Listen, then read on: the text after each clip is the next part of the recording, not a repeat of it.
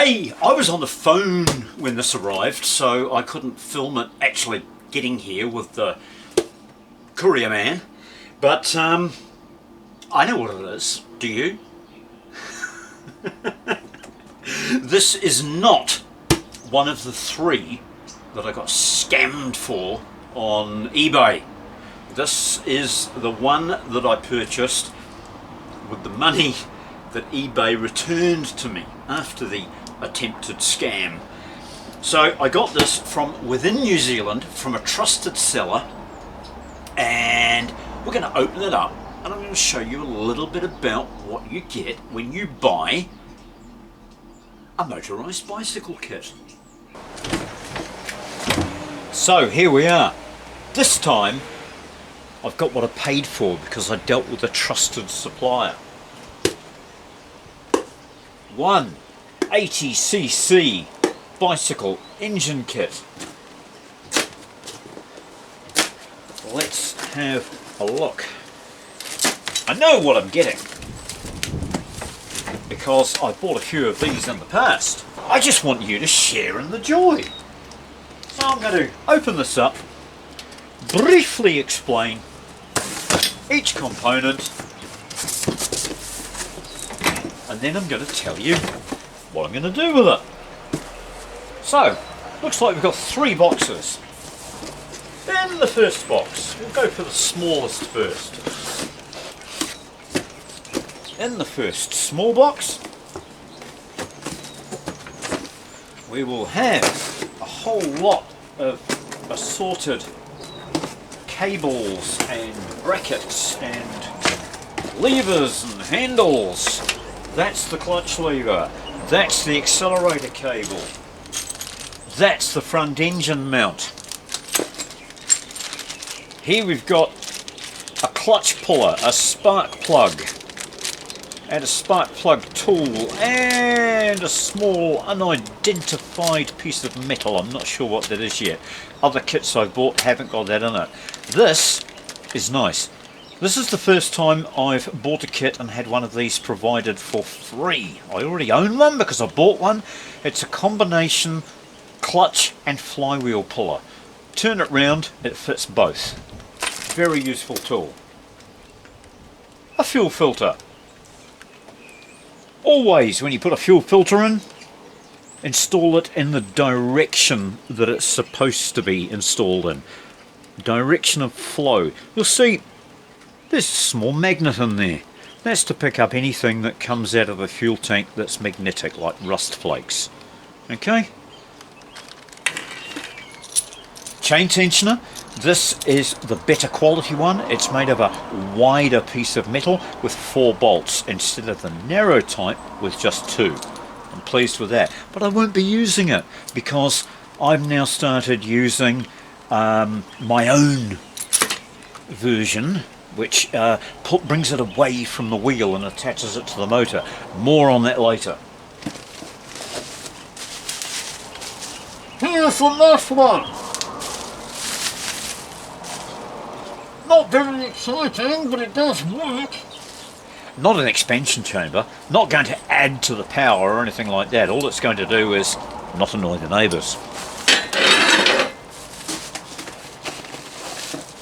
The chain, always cheap and cheerful. Don't expect it to last a lifetime. It's cheap Chinese junk, but it'll get you moving. This, my friends, is called the rag joint. And it's 2 bits of fabric, reinforced with a whole heap of nuts and bolts and nylock nuts. And that is how the sprocket is bolted to the rear wheel.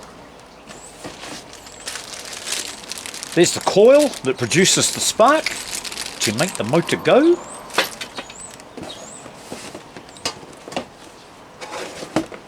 Here's a chain guard. I don't run them. I've got a few spare of these now. Oh, nice to see. Hey, this is a better quality kit than I've bought in the past. This one has got rubber isolators. They'll help stop the vibration of on the engine mounts. Great, because on other kits I've had to make these. So we're going to drop these back in the box. It's just starting to rain. I don't want to get soaked, so we're going to pick up the pace a bit here, and I'm going to explain things a little faster. We'll get rid of those, and we'll put them to the back here. And we'll hit the next box. The next box is very light because it's only got one thing in it. And what's it got in it? Something I'm not even going to use in this project. This is the fuel tank that they provide with these kits. It's a nice little fuel tank, but it's got two glaring faults, and I have a fix for it. I've never done it before, but on this build you're going to see it for the first time. You've never seen it before because I've searched YouTube and I can't find anybody who's doing what I'm going to do. But this is the fuel tank. Looks okay, nicely made, nicely painted, holds 2 litres. I'm not going to use it because they've got an awful mounting system. The tighter you pull down on these bolts, the more it wants to pull them out of the tank. You're putting a curved, round piece of metal onto a round top tube of the bike, and as soon as you put 2 litres of fuel in here, you've got 2 kilograms of weight, and it can't wait to rotate. And they're just bloody awful. Oh God, that's not good. That's not very flash at all, but never mind, doesn't matter because I'm not using it. And the other thing is, when you're pedaling and your legs are rubbing up and down on here, this seam picks up on your trousers, and that's what makes the tank rotate when you're pedaling. Bloody awful design. So that can go back in here, and it can get used for a spare somewhere. Petrol cap and the brackets to attach it.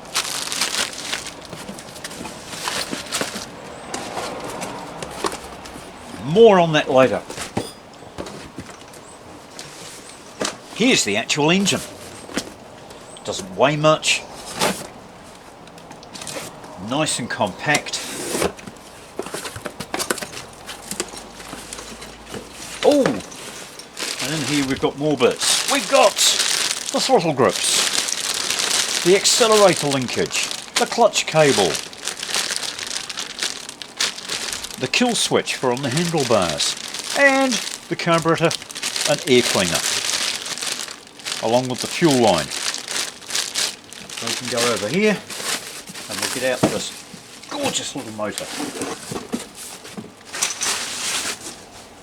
There you go. That's what we're putting on. That's what you get. Very pleased with this one because it's got the heavy duty 8mm mounting studs, which cheap ones don't have. They have 6mm ones that strip. It's got the 40mm port spacing, which means that you can put on a better range of performance exhausts. And what else has it got that's worthy of talking? It's got the, yes, I knew it had, it's got the Type 4 LD80 barrel, which is got a separate head. The YD100s, they have a complete unit. The head and barrel are all one unit, which saves them a little bit of money. But if you want to port the thing, because the head is integral, you can't get down from the top to get in and do the porting. So having this means that I can take the head off and I can get in from both ends and I can tickle up the ports. It's got the cast exhaust manifold, not the fabricated steel one, which is better. What else has it got that's worthy of mention? That's about, oh, it has got the newer type of clutch cover with the rounded edges. The earlier models had sharper edges. I just think that looks a little bit older and more classic. So we're going to take this inside because it's starting to rain now, and I'm actually going to pull it apart because I don't like to fit these things until I do, because you might just find something inside that could cause an instant problem as soon as you start it. It's worth opening it up first and checking it out. Right, let's hit this. The first thing I want to do is let you know that I'm going to give you an awful lot of information over the next few minutes. If you're new to motorised bicycle kits, then there's some terminology that will be new to you. There's a handful of words that you need to know. And those words are abbreviations and pet names that people have for various things. Like this motor engine, let's get that sorted out first. A motor is something that just turns like an electric motor. An engine has parts that reciprocate and rotate. So this is an engine, not a motor. Okay. Now, people call these a 40-40-40. 40-40-40. Why do they call it that? The reason it's called a 40-40-40 is because it has a 40mm front mount, so it can be fitted to a newer bike frame. It has 40mm centres on the exhaust and the inlet studs, allowing it to take bigger carburetors and a wider range of performance exhausts. And it also has something I can't show you yet, but I'll show you shortly, a 40mm stroke. The earlier motors had 38 or 36mm stud spacings, 36mm front mount, and they had a 38mm stroke. That's how this can be 80 cc's and the same size as an engine that was originally marketed as a 50cc, because you've got to remember these come out in 49, 66, 80, 88, 100 and 110. Be aware, the 100 and the 110 aren't actually 100 and 110. It's Chinese for you.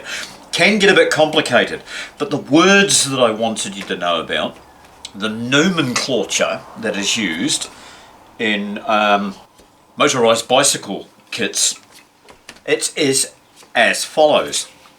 The smaller motors, the 50 and the 60, are known as China doll motors. China doll motors are made 100% in factories in China. They're low horsepower, low quality, low cost, low reliability, but they're a great starting point. They're low cost. And they're not so bad, providing you don't expect too much from them. This is not a China doll. This, as you can see, I hope the camera shows clearly, but I'm not sure. I can tell from sitting here that the engine casings and the head were probably made in the same factory. They have the same kind of surface finish, but the barrel looks quite different.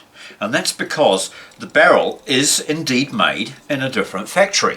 This is what's called a YD80, and the Y stands for Yamaha. These are made for a small Yamaha scooter, and they get bought by the Chinese factory and fitted onto these motors. So you've got better porting, longer stroke, slightly higher performance. So the YD100 and the YD80 is the same thing, but with a Chinese bottom end and a Japanese barrel and head. After that, we've got the hybrids. Now the hybrid is China doll bottom end with some work done to it so that it can handle it. On the top, the jug and the piston are from a 80 or 88cc Stihl chainsaw. It's a one-piece barrel and head combination, so it does make it hard to do porting work inside there because access is impeded because the head's on one end. You can only work in from the bottom, but they're already pretty good. Now they do require an adapter plate in between here, and that adapter plate means that everything's lifted up slightly, which makes the performance higher because it raises the port timing. So that's one of the reasons why they go so well. After the hybrid, there's one more. The very best is the Minarelli. Now, Minarelli are an Italian motorcycle manufacturer. They started off in the 50s just making really high performance two-stroke motors. Now they make a range of very high performance small two-strokes themselves, the entire bike, and they make a selection of road bikes and race bikes, and stupidly fast. So the Minarelli is the barrel of a Minarelli scooter grafted onto one of these bottom ends. So as you can see, there's a plethora of choices, and it's a real minefield for somebody who has only just got themselves involved in the sport or the pastime or the hobby, whatever you want to call it. So what I'm going to do for you folks is, if you decide that you want to get into this and you want to buy an engine kit, I'd like you to contact me through the comments here on YouTube and tell me a little bit about what it is that you want to do with the bike, whether you want to go blisteringly fast or whether you're looking for reliable transport around a city or reliable transport on rough country roads over longer distances, and I will be able to help you find the kit that suits you best. So with that out of the way, I'd like to tell you about the 3 wires that come from the magneto. We've got an earth wire, we've got a power wire, and we've got an auxiliary power wire. The auxiliary power wire is a charge wire for a charging system. Yeah, it does work. It will provide a charge at the expense of power to your ignition. So I recommend that you turn this around and tuck it back up its own bum and never go there again. Don't be tempted to run tail lights using this as a charge system, because every time you turn your lights on, your engine will die. It kills your spark. Right, so over here we've got the magneto itself. These engines come in raw aluminium, silver, like this, or they come painted black. If you buy yourself a black one, you need to remove the magneto from here using these 4 screws, and then you need to get a screwdriver and scratch the black paint off from underneath. Also, give the magneto frame a little scratch and see if it's varnished. This one's not. Some are varnished to prevent rust. Now the back of them is also varnished. If you've got one that is varnished and you've got a black painted case, you'll have problems with earthing continuity between the components. You'll have a bad earth, which means you will have a weak spark. So take this off, get some sandpaper, sand up the back of the magneto frame and the face where it bolts, and then you can put it back together. When you assemble it, turn the magnets so they're in the middle like this, and put a piece of cardboard, like a business card, here and here, and that will help you to centralize the magneto frame over the magnets, because the magnets are going to want to pull it one way or the other and you'll end up with bad clearances. So a little bit of cardboard down both sides just helps you get it in the right place. And while we're under here, I'm going to give you a little trick. That little trick is you can alter your timing and change your performance of the engine at a later date. Don't worry about it now, but by drilling out the holes through the magneto frame to something like 5mm from the 4mm that they are now, you'll be able to loosen these screws and you'll be able to rotate the magneto a fraction either way. That's going to give you 2 to 3 degrees either way, advance or retard on your ignition timing. That can give you more top end or more low down torque. But you won't get both. You get one or the other. But that's just a simple way of doing it. Another way to do it is to take off this assembly here and get the woodruff key, which is the little semicircular piece of metal that holds it in one place. And you carefully file one side of the key, only on the top part, not on the bottom, and that will allow you to get a sloppy fit. I don't like doing this, but it's one way of doing it. It will mean that the flywheel, well, not the flywheel, this isn't really a flywheel, but it's the magnet housing can then be moved on the shaft and then nipped up in a new position. That will also advance or retard your ignition timing. But that's in the modifications, subject of another video. What we're going to do now is take off the head and we're going to have a look inside, and we're going to just make sure that everything looks as though it's going to be safe to start. I wouldn't dare start it without having a look inside.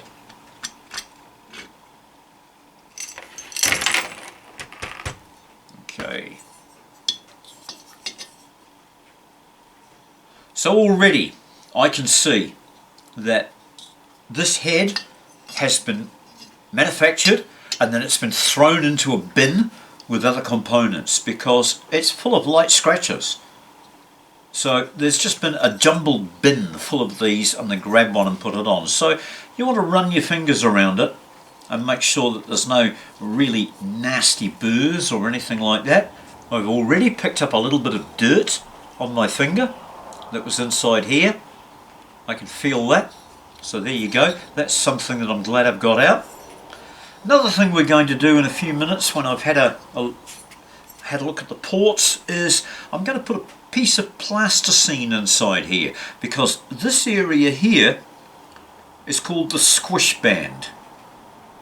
And what we're looking for is a 0.7 of a millimeter squish.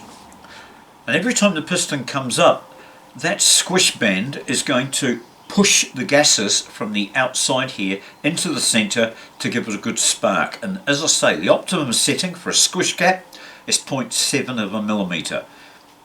If we haven't got 0.7 of a millimetre, I'm either going to add a new head gasket, or I'm going to make a thinner head gasket and double it up, and that will give me lower compression. If not, I can modify it the other way by machining off here. And when I say machine, I don't mean actually mill it off with a milling machine or anything like that. If it doesn't come within spec, I will take this outside and I will just hold it down on my belt sander, and I'll rotate it as it goes on the belt sander, and I will sand this down to give me the correct squish gap. Now, the head studs are quite abrasive. They're going to create little bits of swarf that will come off and could drop down the bore if I remove the barrel aggressively. So the same also with this head gasket. So I'm going to be very careful as I remove the barrel and the head gasket so that I don't get any kind of mess down inside the barrel. Thread by thread, just tease this gasket up the threads.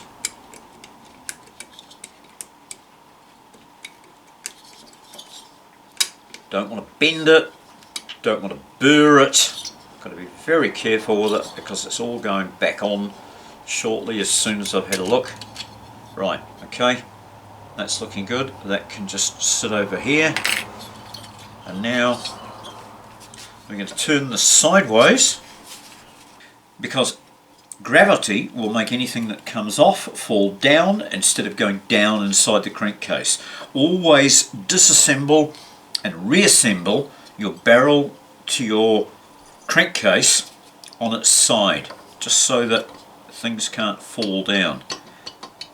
Now I'm just going to be careful here because the base gasket might be sticking. I don't want to rip the base gasket because I want to use it again.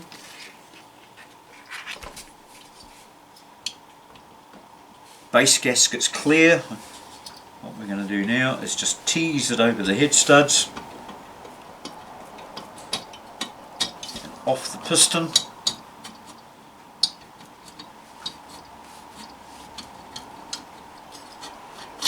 There we go.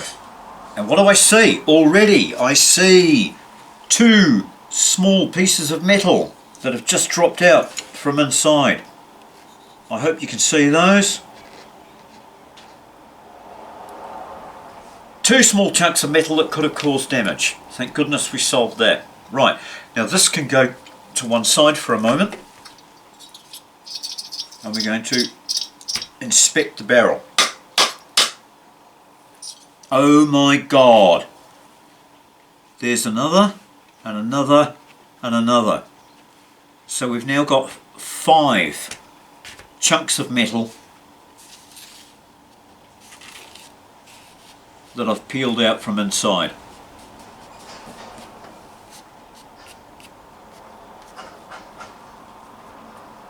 Okay, 5 small pieces of metal, we don't want those in there.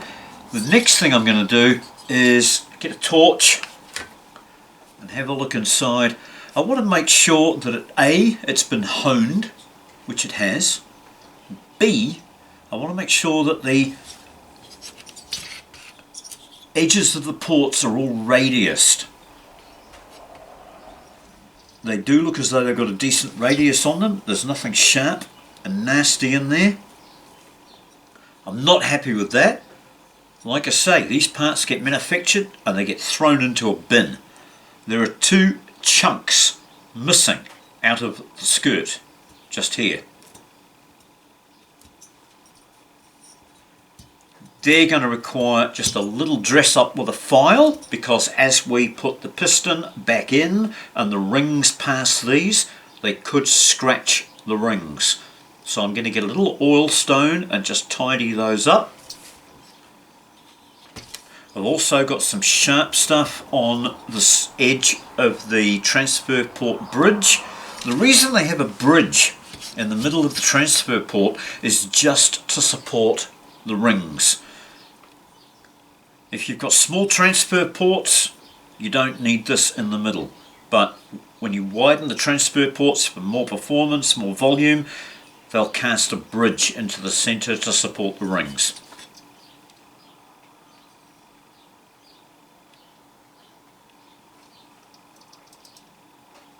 I don't know how much you know about two-strokes, but transfer ports are the middle process. You've got your inlet port, you've got your inlet port on this side, you've got your exhaust port over here, and these are the transfer ports.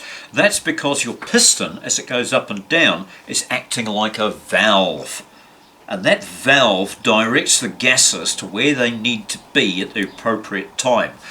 When they come in through here, they're getting sucked by the piston going up, and that's sucking gas down into the crankcase.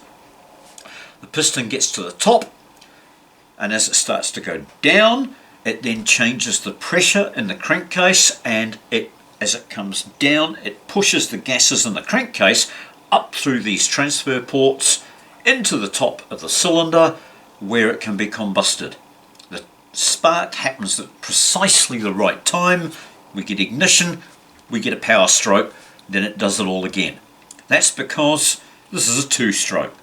4-strokes have valves. They need to inlet and exhaust and compress, and it's a 4-stroke cycle. This all happens much faster, happens within just 2 strokes.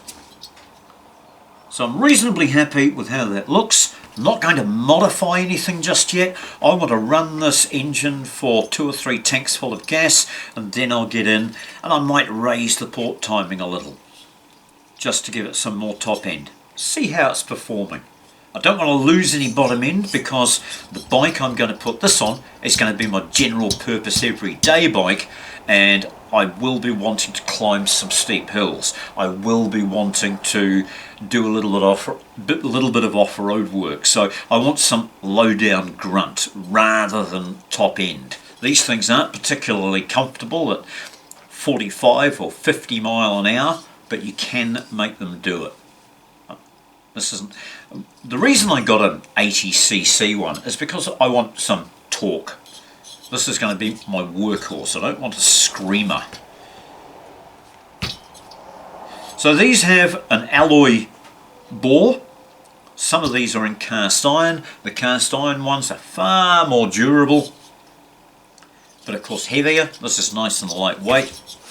Cheaper to manufacture, of course, for the guys who make them. So we've got our 5 little bits of metal out. I'm happy about that. Nothing needs doing in here apart from I'll get an oil stone and I'll just take out these necks from where it's been thrown in a bin with a few others. I'll just dress those off. The head I'm going to put back on. We're going to do a squish test and I may machine the head. Let's now have a look inside the crankcase and we'll see what's going on in here. There's a wee bit of oil on the rings, which is good to see that they've oiled it before it was assembled. It's also got grease on the gudgeon pin in here, which is a good thing. Visually, and with a screwdriver, I'm going to tease the gudgeon pin clips around a little bit to make sure that they're seated properly in the gudgeon pin groove, because if that comes out, it's goodbye motor. It's certainly going to kiss the top end goodbye, can quite easily damage the bottom end as well. So we've got to make sure that they're in there securely. So I'll put a screwdriver in and just turn those a fraction and make sure that they don't pop out of the groove. So that one's fine. Visual check. Turn it over and do the other side.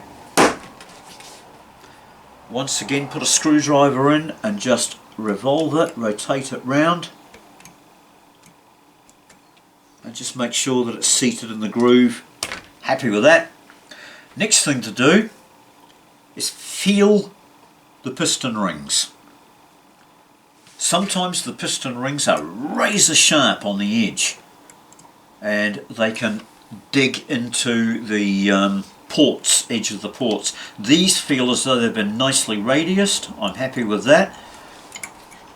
Another important thing is to make sure that when you put it back together that everything locates with the ring locating pins, which I'm trying to get the motor in the right position so that you can see them.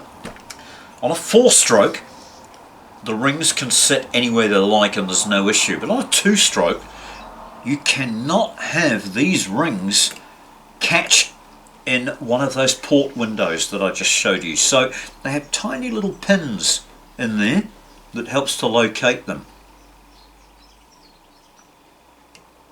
So we make sure that they're sitting in the right place before we put it back together. I'm going to take these rings off and I'm going to push the rings down inside the bore and check for the ring end gap. You don't want it too tight because as the motor warms up it can cause a seizure.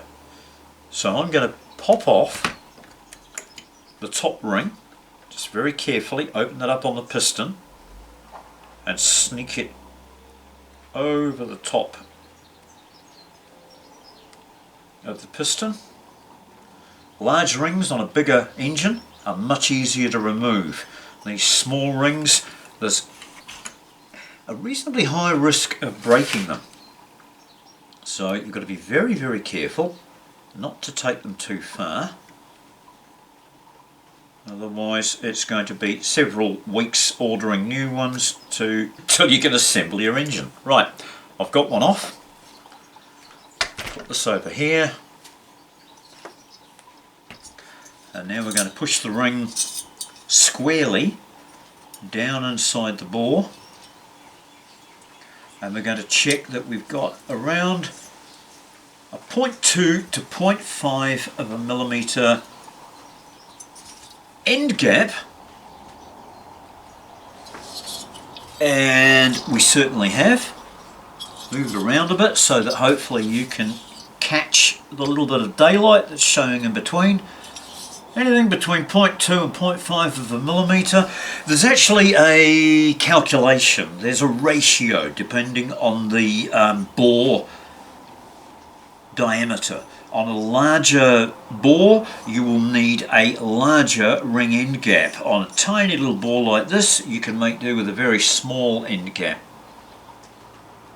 Of course it's also a way of telling how worn your rings are. If you pull this apart at a later date, you can take a ring off the piston, drop it down the bore, look at the ring end gap, and you can see how worn your rings are. So I'm happy with that. They can go back in. Once again, being very careful not to damage them because I don't have spares. When I put this on the piston, you must make sure that it's the correct way up. There's a little recess for the pin to sit into.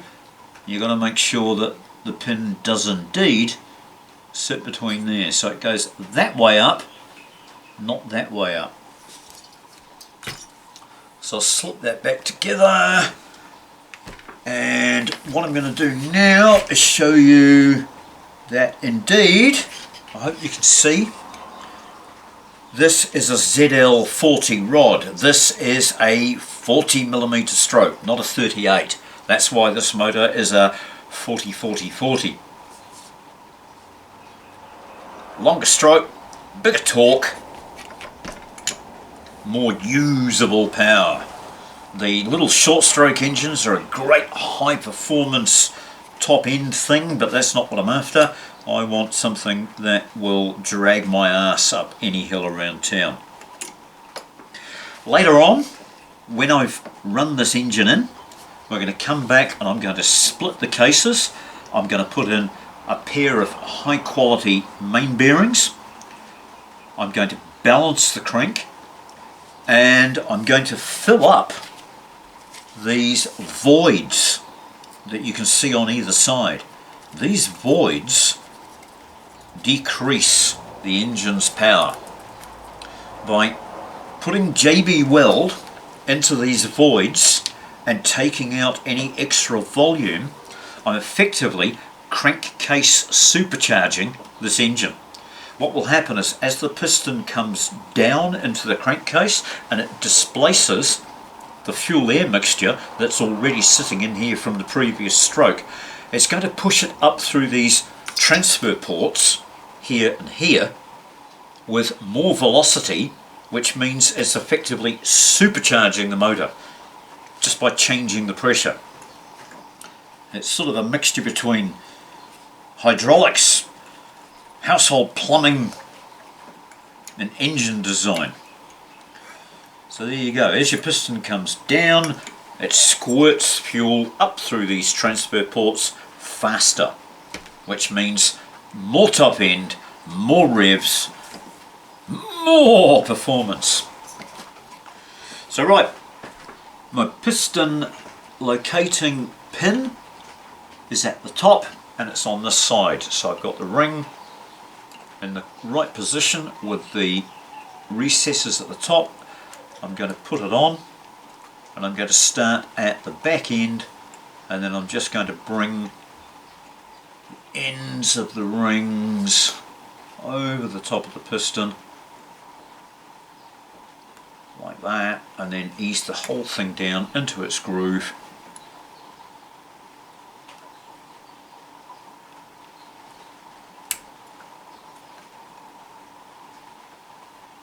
and we're in.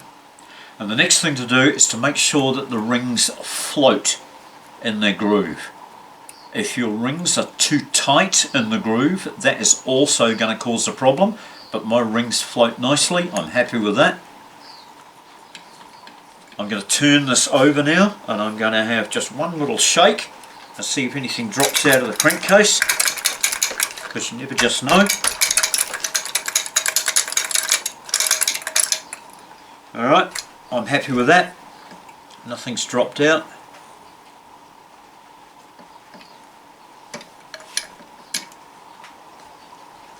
This top gasket face doesn't look as though it needs any attention.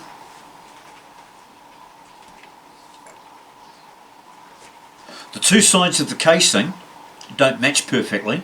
I've got a bad step just there, but the gasket will take that up. I'll just check at the back here to see if we've got a similar thing.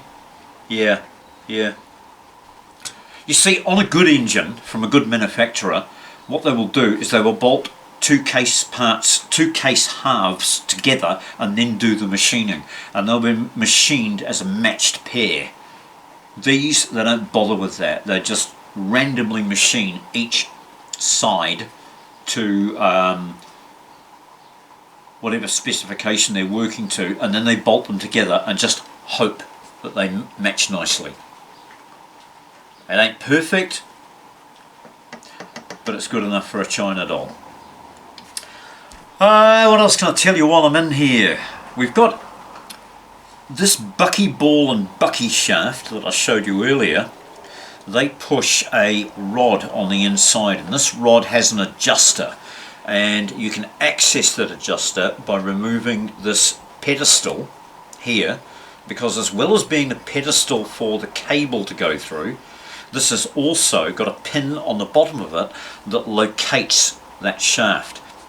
You can take this out, and then you can rotate the clutch by one revolution, and the hole that this locates into then comes around and reappears again, and you can screw this back in and that will lock it. What it does is it preloads the large spring that's on the back, and that will give your clutch more bite. You can also take these apart, put heavier springs in. There are other people who also take the springs out completely and put 3 bolt holes in here and put 3 bolts sticking out and put the springs on those, and then you can put 3 separate springs on the outside. To do that,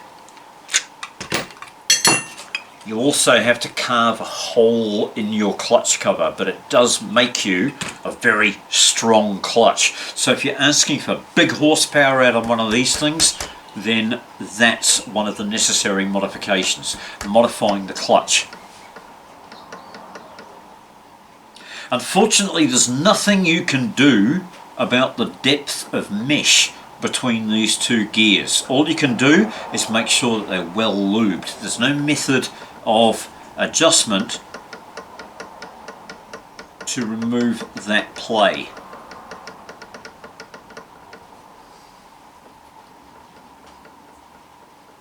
So make sure you keep that well lubed. That will stop that wearing. You should get many thousands of miles use out of this. It's the small gear that goes first, but if down the track you find that you have shredded the teeth off the small gear, don't be tempted to just remove the small gear. These are a matched pair. Replace both. So there you go.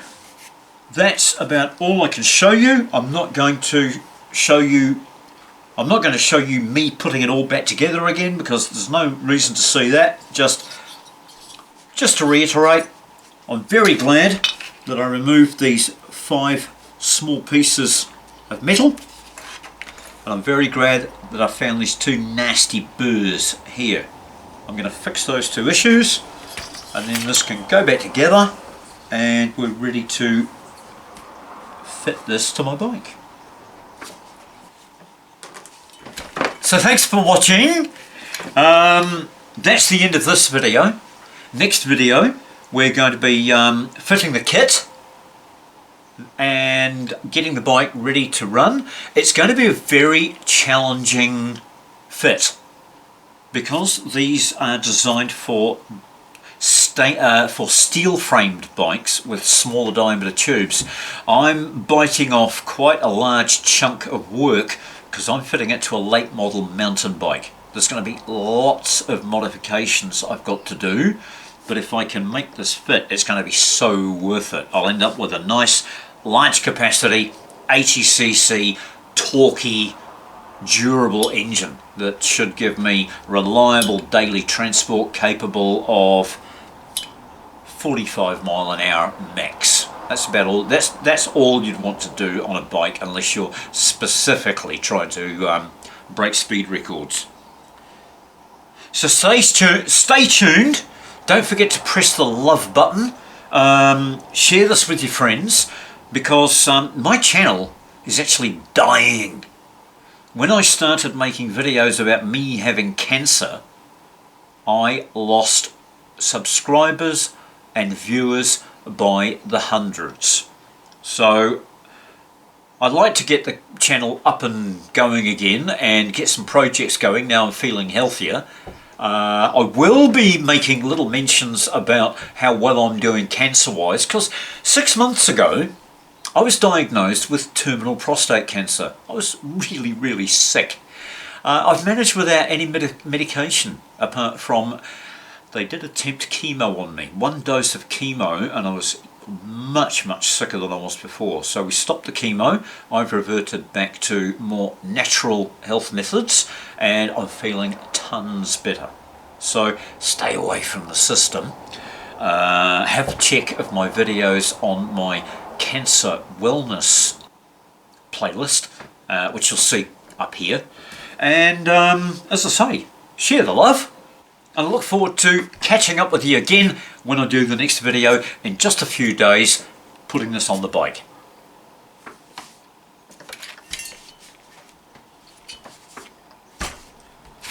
One last thing. When you put the barrel on, like I said, do it laying on its side, not vertical. You don't want to go dropping nasty bits of aluminium that we dug off down into here again.